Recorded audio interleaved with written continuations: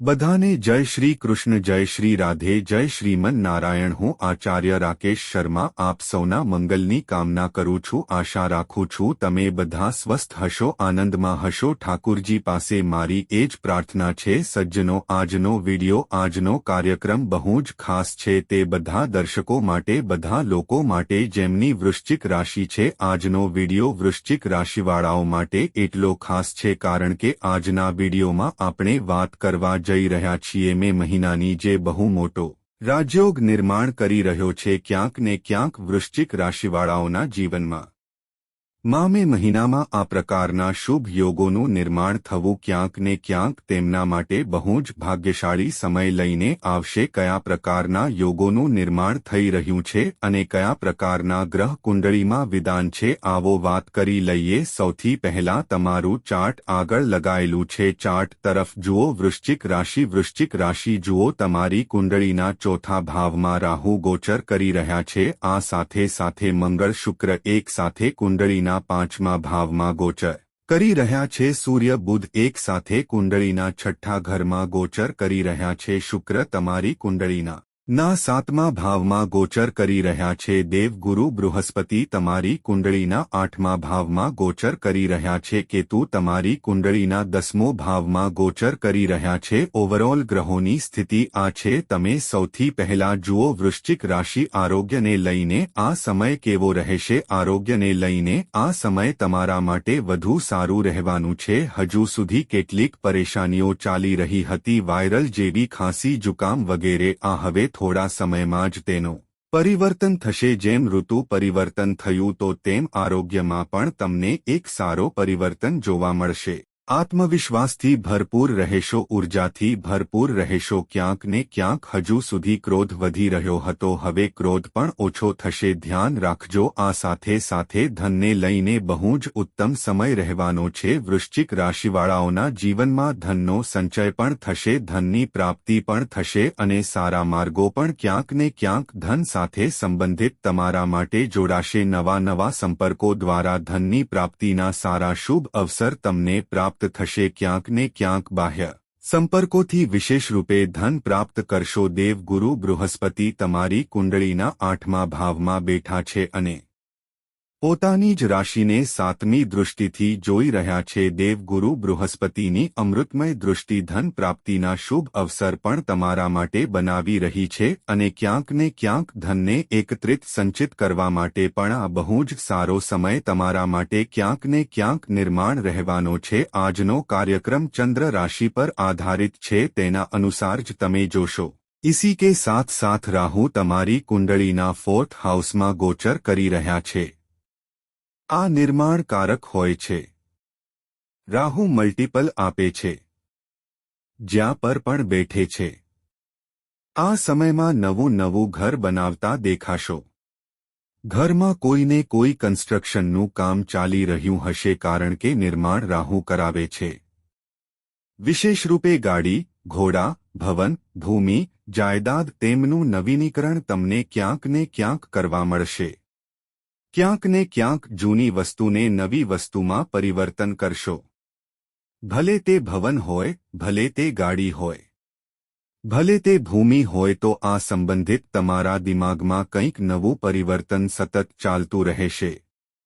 Technical ફિલ્ડમાં મંગળ અને શુક્રની યુતિ એક સાથે પંચમ ભાવમાં છે।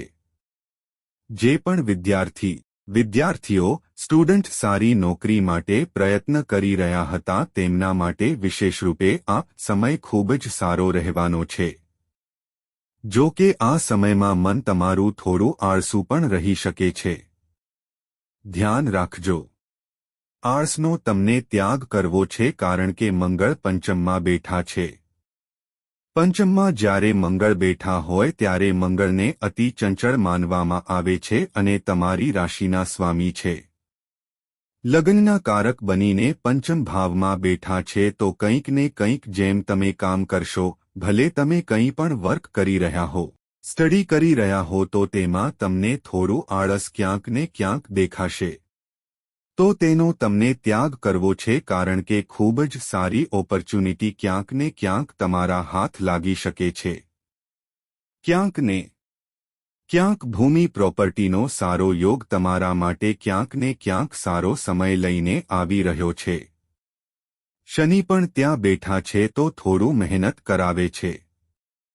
સંતાન પક્ષમાં પણ થોડું ચિંતિત કરાવે છે. પરંતુ સંતાન અંગે જો કોઈ ચિંતિત હતા તો તેમની પણ મનોકામના પૂર્ણ થતી દેખાઈ રહી છે. ક્યાંક ને ક્યાંક इसी के साथ साथ सूर्य અને બુધ એક સાથે કુંડળીના છઠ્ઠા ઘરમાં ગોચર કરી રહ્યા છે. જોતા રહેજો, છઠ્ઠું ઘર 3 વસ્તુઓને રિપ્રેઝન્ટ કરે છે: રોગ, રિપુ અને ઋણ. આ ત્રણેય વસ્તુઓમાંથી મુક્તિ મળશે.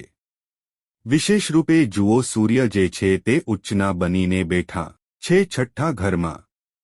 જ્યારે પણ છઠ્ઠા ઘરમાં સૂર્ય આવે છે અને બુધ પણ સાથે હોય છે તો એવો વ્યક્તિ જો કોઈ કોર્ટ કેસ વગેરેમાં ચાલી રહ્યો હોય તો તેમાં વિજયશ્રી તેના હાથ લાગે છે.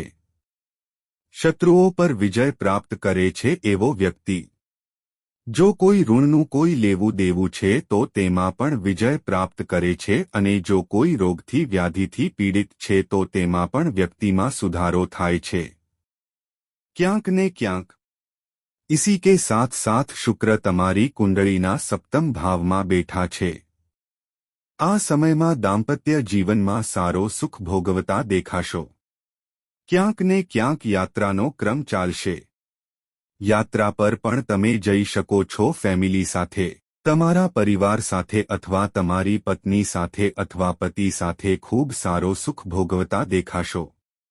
આ સમયમાં શુક્ર કારણ કે પોતાના જ ઘરના છે સ્વગ્રહી. इसी के साथ साथ देवगुरु बृहस्पति તમારી કુંડળીના અષ્ટમ ભાવમાં ગોચર કરી રહ્યા છે. 8th હાઉસમાં આ પુરાતત્વનું ક્ષેત્ર છે. આ સમયમાં ડીપલી કોઈ રિસર્ચિંગ, મેડિકલ લાઇન, વૈજ્ઞાનિક દૃષ્ટિથી જોવામાં આવે તો આ સમયમાં કેટલાક ગુપ્ત રહસ્યો બહાર આવી શકે છે. કંઈક ને કંઈક તમે ગુપ્ત સારું પ્રાપ્ત કરી શકો છો.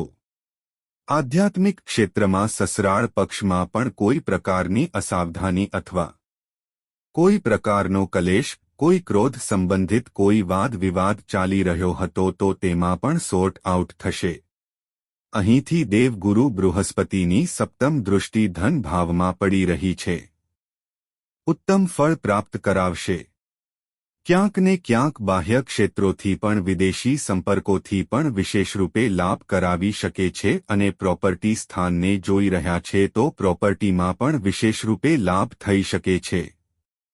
અથવા પ્રોપર્ટી સંબંધિત કોઈ કોર્ટ કેસ વગેરે ચાલી રહ્યો હતો તો તેમાં પણ સોર્ટ આઉટ થશે પૂરુંનું પૂરું. કેતુ ગ્રહ તમારી કુંડળીના દશમ ભાવમાં ગોચર કરી રહ્યા છે. આ પરિવર્તન લઈને આવે છે. કેતુનું કામ છે કેતુ કુલથી ઉન્નતિ. કેતુ કુલની ઉન્નતિ કરે છે. આ એકદમથી પરિવર્તન કરે છે. કોઈને કોઈ એવું કામ જે કારણ કે આ દશમ ભાવ રાજ્યનું સ્થાન છે, કર્મનું સ્થાન છે. વિશેષરૂપે ગવર્નમેન્ટ જોબ, પ્રાઇવેટ જોબ, રાજનીતિ, યશ, કીર્તિ, વૈભવ બધું અહીંથી જોડાઈ શકે છે. તો એકદમથી તમે તમારી નોકરી કરી રહ્યા છો. ભલે ગવર્નમેન્ટ જોબ કરી રહ્યા હો, ભલે પ્રાઇવેટ જોબ કરી રહ્યા હો, ભલે વેપાર કરી રહ્યા હો. એકદમથી પરિવર્તન જોશો. કંઈક સારું થતું દેખાશો. એકદમથી કંઈક ને કંઈક વધોતરીના સારા યોગ તમારા માટે ક્યાંક ને ક્યાંક નિર્મિત થશે. લાભના પણ ખૂબ સારા સ્ત્રોત અહીં બનતા દેખાઈ રહ્યા છે વૃશ્ચિક રાશિવાળાઓ માટે. इसी के साथ साथ વૃશ્ચિક રાશિ આ 4 વાતો જે હું જણાવવા જઈ રહ્યો છું તમારી કુંડળીમાં જોઈ લેજો કે તમારી કુંડળીમાં આ 4 દોષ તો નથી બની રહ્યા કારણ કે હું તમામ વિડીયોમાં પ્રાયઃ જણાવું છું કારણ કે આ ખૂબ જ આવશ્યક માહિતી છે એક ફળાદેશ માટે. સૌથી પહેલી વાત તમારી કુંડળી કાઢો. તેમાં જુઓ કે તમારી કુંડળીમાં ગુરુ રાહુ એક સાથે તો નથી બેઠા કારણ કે તેને ગુરુ ચાંડાલ દોષ કહે છે. બીજું આ જુઓ તમારી કુંડળીમાં ચંદ્રમાં રાહુ એક સાથે તો નથી કારણ કે તેને ચંદ્ર ગ્રહણ દોષ કહે છે. ત્રીજું આ જુઓ તમારી કુંડળીમાં સૂર્ય રાહુ એક સાથે તો નથી તેને સૂર્યગ્રહણ દોષ કહે છે. અને ચોથું, તમે જુઓ રાહુ કેતુના એક તરફ જ્યારે બધા ગ્રહો કુંડળીમાં વિદાન થઈ જાય છે તો એવી સ્થિતિમાં પૂર્ણ કાલસર્પ દોષનું નિર્માણ થાય છે. આ ચારેય દોષોમાંથી એક પણ દોષ જો તમારી કુંડળીમાં બની રહ્યો છે તો તેની વિધિ વિધાથી પૂજા કરાવવી પરમ આવશ્યક હોય છે. કારણ કે આ દોષોના કારણે જીવનમાં અકારણ સંકટ અને સંઘર્ષ ઉત્પન્ન થાય છે. પછી વ્યક્તિ વિચારે છે, હું મહેનત કરી રહ્યો છું, પરિશ્રમ કરી રહ્યો છું, પરંતુ મને સફળતા કેમ નથી મળી રહી? કારણ કે આ દોષોના કારણે પણ જીવનમાં અકારણ સંકટ અને સંઘર્ષ સહન કરવા જ પડે છે. 2 ઉપાય જરૂર ફોલો કરો. વૃશ્ચિક રાશિવાળા પ્રતિદિન ભગવાન શિવને જળ અર્પિત કરો. તેમનો રુદ્ર અભિષેક કરો. બીજું, તમારી રાશિના સ્વામી સેનાપતિ મંગળ બને છે તો વિશેષરૂપે પ્રતિદિન સવારે અને સાંજે હનુમાન ચાલીસાનું નિયમિત રૂપે તમને પાઠ કરવો જોઈએ. આશા કરું છું મારી વાત તમને સમજમાં આવી હશે. ત્યાં સુધી માટે બને રહો મિત્રો. મળું છું નેક્સ્ટ વિડીયોમાં. જય શ્રી કૃષ્ણ. જય શ્રી રાધે.